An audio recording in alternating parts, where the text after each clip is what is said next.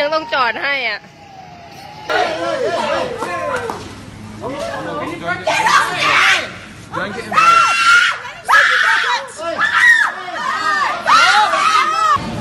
Please.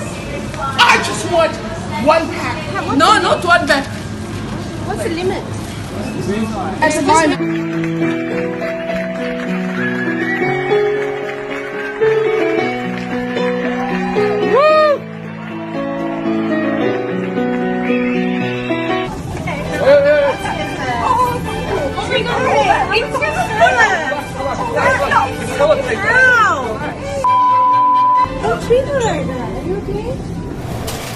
Told to prepare, Pittsburghers are taking a page from pre-snowstorm mode, going after the toilet paper.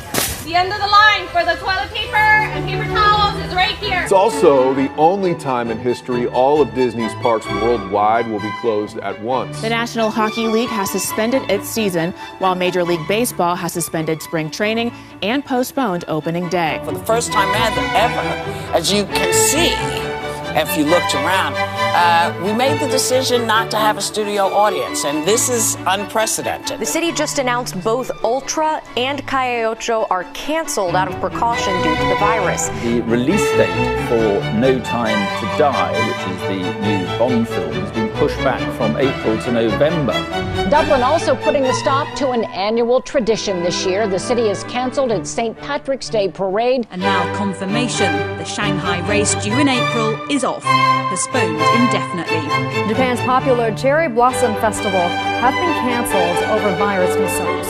And also tonight, announcing that they'll close on-campus, cancel on-campus classes to prevent the spread of the virus. The final 2 weeks of winter quarter will not meet in person. Instead, they will move to online format. Columbia University is suspending classes tomorrow and Tuesday after a member of its community was quarantined due to exposure.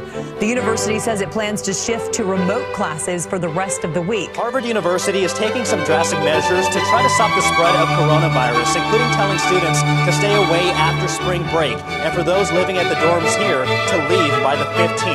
It's a sad picture out here now that the rodeo has officially closed. You can see some of the vendors are still busy trying to pack up their booths this hour. Now, the decision has not been well received by them. Tonight, a devastating blow to Austin's economy as the city declares a disaster and cancels this year's South by Southwest festival that would have brought 500,000 attendees and hundreds of millions of dollars.